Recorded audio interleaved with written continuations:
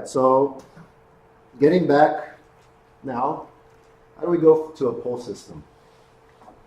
Are you guys familiar with the central limit theory? Grade school math from many years ago, right? But That's AP statistics. yeah,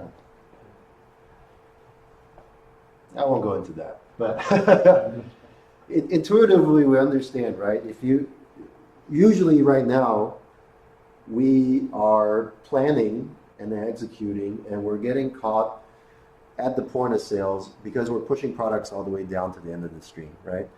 And it stays there, which means now we don't have very good flexibility to react to demand, even though that's where the fluctuations in demand is the greatest, right?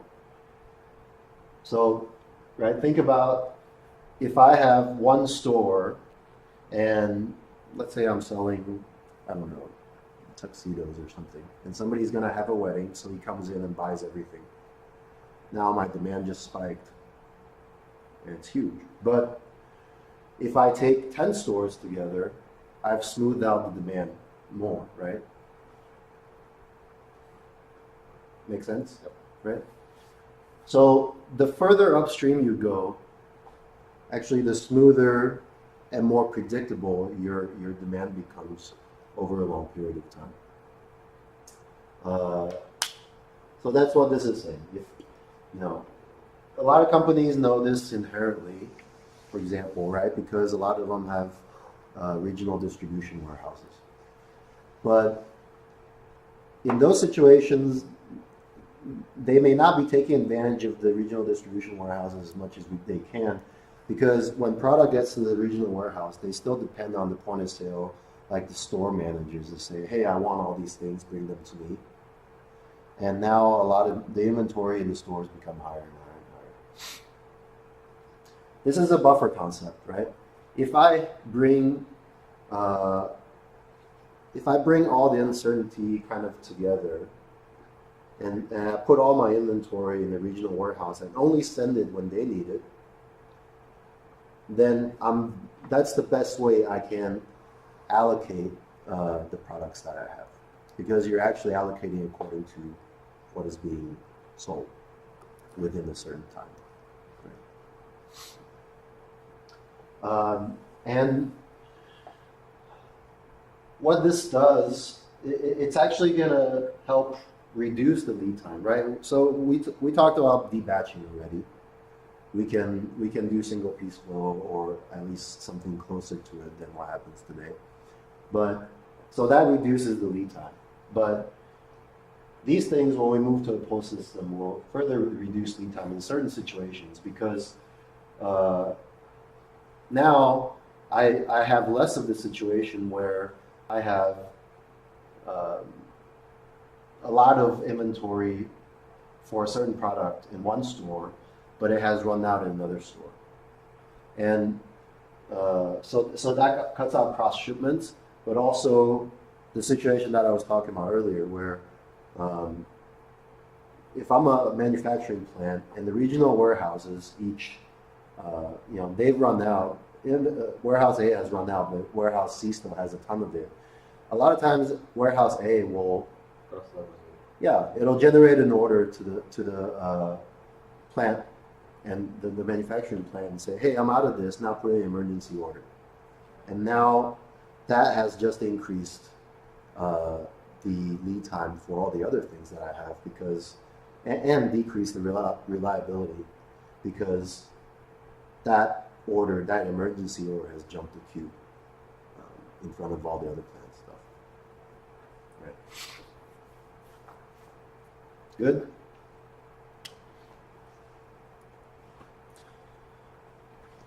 Frequent reorders.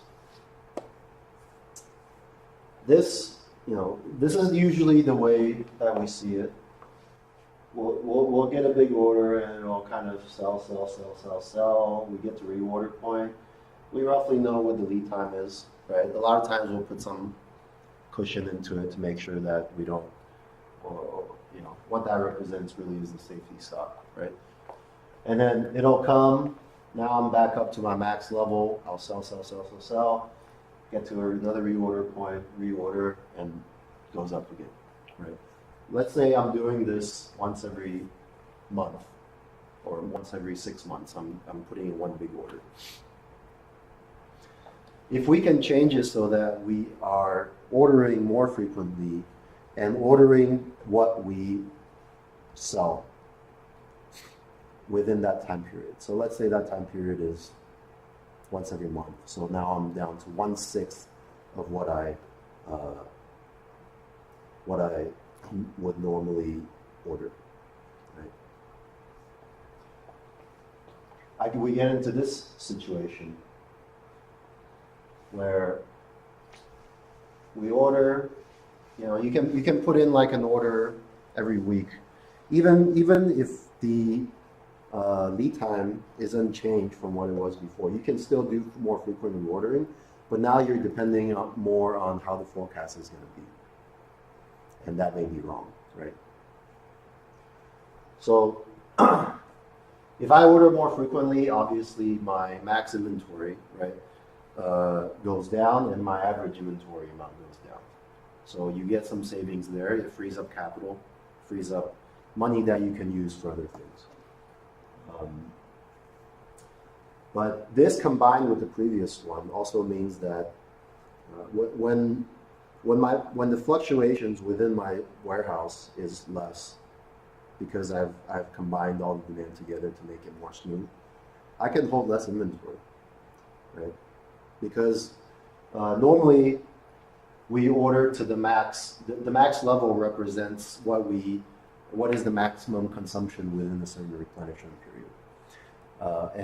And in reality, how it happens a lot is the store manager, let's say, I'm talking about a retail environment, will say, I remember this one time, like last year, when like somebody came in and just bought the entire store out.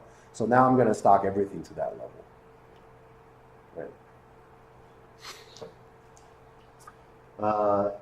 More importantly than saving in the inventory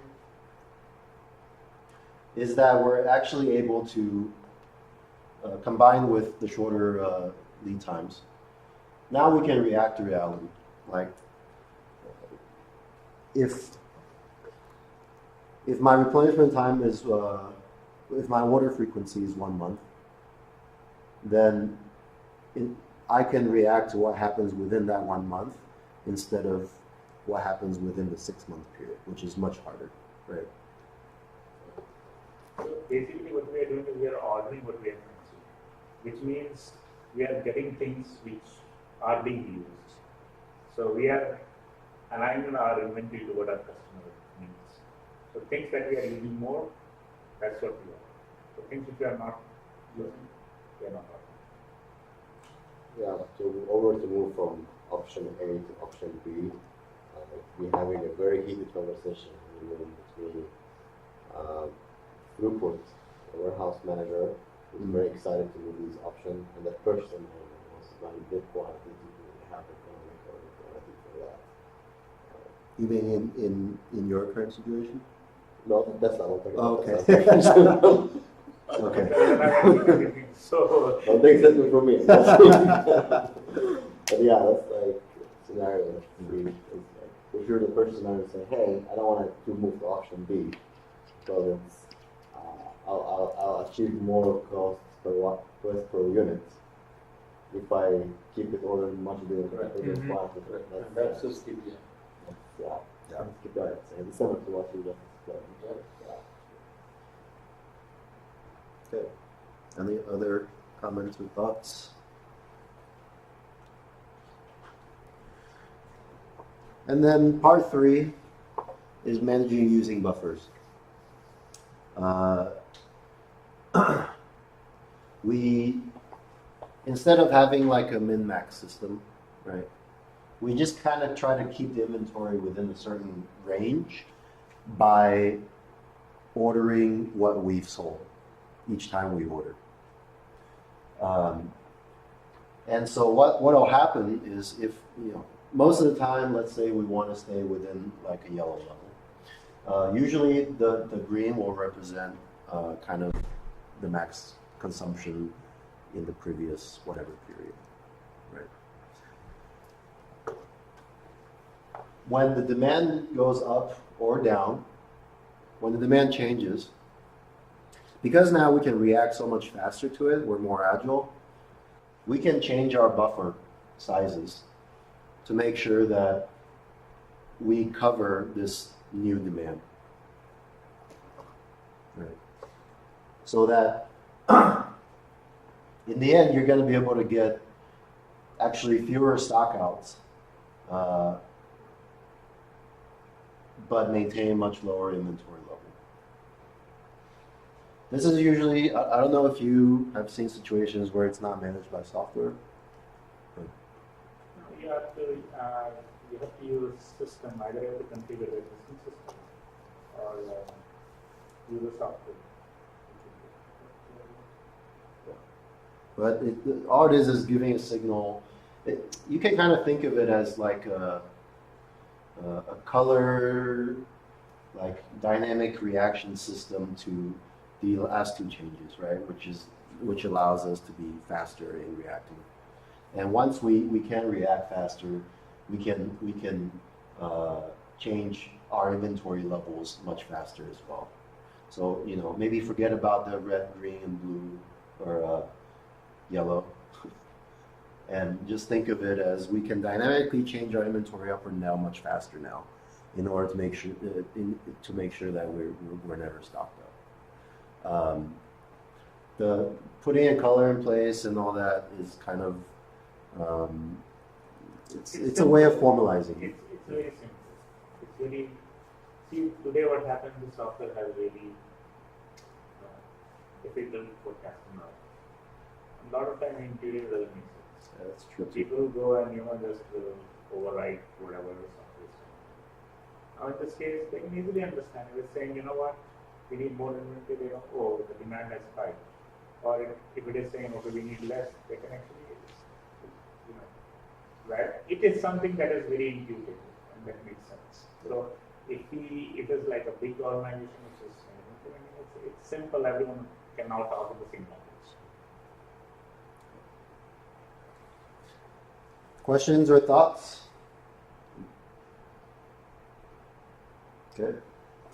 All right. So now we got a short video on. Yeah. Sorry, just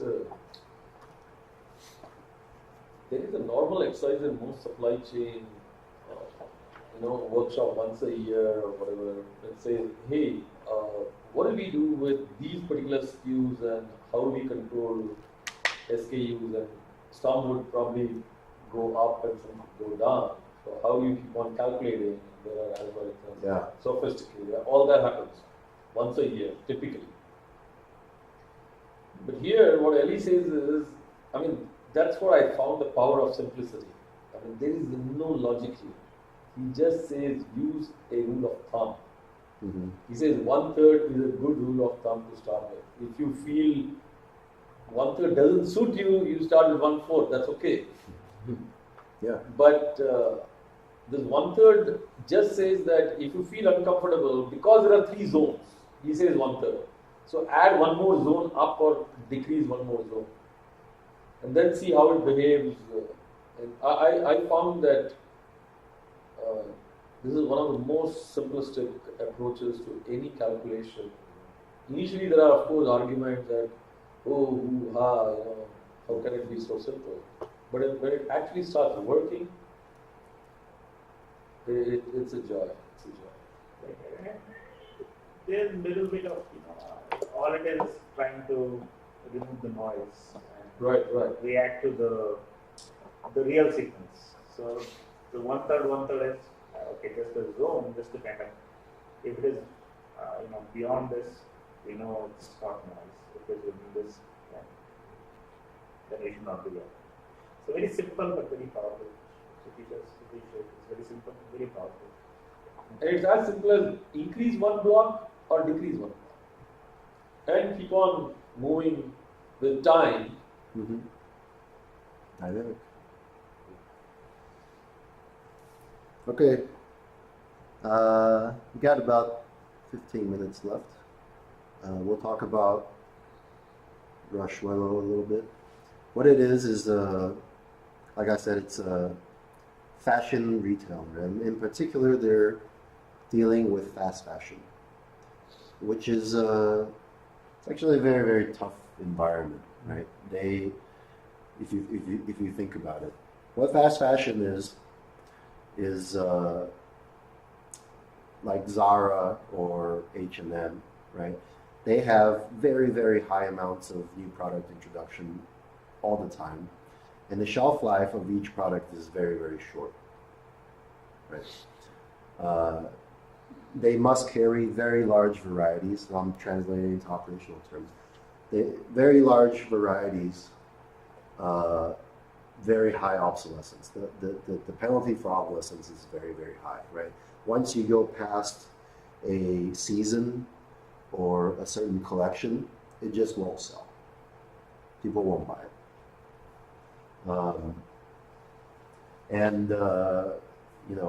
One thing they have going for them is that they're vertically integrated. They move all the way from the threads and the textiles to building department stores and selling things through the